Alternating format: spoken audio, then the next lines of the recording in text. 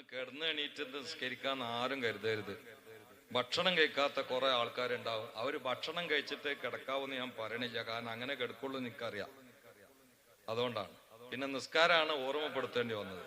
അതാരും ഗൗരവത്തിന്, അതിന്റെ ആ ഗൗരവം കുറഞ്ഞാൽ പിന്നെ ഇഷ്കൊക്കെ പൊളിഞ്ഞു. നമ്മൾ ഇഷ്കിൽ ഇങ്ങനെ പതച്ച് പൊന്തുക. നിസ്കാരത്തിന്റെ കാര്യത്തിൽ ആലസ്യാണെങ്കിൽ ശൈത്താൻ റാഞ്ചി എന്നാണ് അതിന്റെ അർത്ഥം. അപ്പൊ അതുകൊണ്ട് പർലസ്കാരം പ്രത്യേകിച്ച് ഒരേ അളവുമില്ല, അത് നിസ്കരിക്കാതെ ആരും കിടക്കരുത് എന്ന് വളരെ ഇഷ്ക കൊണ്ടുവന്നുള്ളതിന് ഒരു ലക്ഷണം അതൊക്കെ തന്നെ. നിസ്കാരം ഗൗരവത്തിൽ എടുക്കാത്ത ആൾക്കാർക്കൊക്കെ നിസ്കാരത്തിന് ചൂട് ഇങ്ങനെയാണ് കയറുക.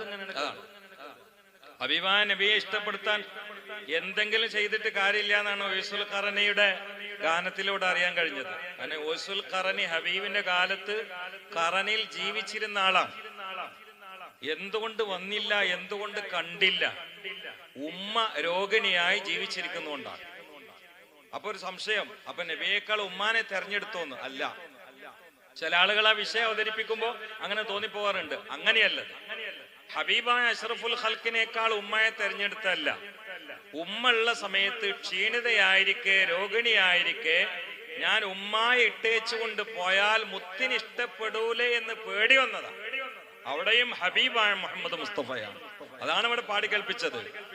കറനങ്ങാടിയില് വരും കരൾ പൊട്ടിയവർ. എന്താണ് എനിക്ക് അതിന്റെ വരികളും അറിയില്ല, നിങ്ങൾ തന്നെ പാടേണ്ടി വരുന്നതാണ്. അതിൽ അറിയാതെ മതി മറന്ന് രണ്ട് വാക്കുകൾ വന്നു പോയതാ. അൽഹംദുലില്ലാ, കുളിച്ചിട്ട് പൂതിരാത്ത ഒരു അരുവിയാണ് എന്റെ ആത്മസുഹൃത്ത് ഇവിടെ സൃഷ്ടിച്ചത്. അതിന്റെ തിര അടങ്ങിയിട്ടില്ല. ഈ അടങ്ങാത്ത അനശ്വരമായ ഇഷ്കിന്റെ തിരയിൽ നമ്മൾ ഊളാങ്കൂളിയിടുകയാണ്. ഒരു മുത്ത് അറിയാതെ കയ്യിൽ പതിയാൻ അള്ളാഹു ഈ രാത്രി നമുക്ക് അനുകൂലമാക്കി തരട്ടെ. എല്ലാരും നല്ല നിയ്യത്ത് വെച്ചോളി. ഇനി വരികൾ മാത്രമല്ല, ടേ ടേ ടേ എന്ന പൊട്ടലില്ലെങ്കിലും ഇനിയുള്ള വരികളൊക്കെ ദ്വായാണ്. ദ്വാ എന്ന് പറഞ്ഞാൽ അതാണ്. ഈ ഇരുത്തം തന്നെ ഒരു ദ്വായാണ്. ഹാലിയായ ദ്വാന അതിനെ സൂഫിയാക്കൾ പറയാം. ഹാലിയായ ദ്വാ.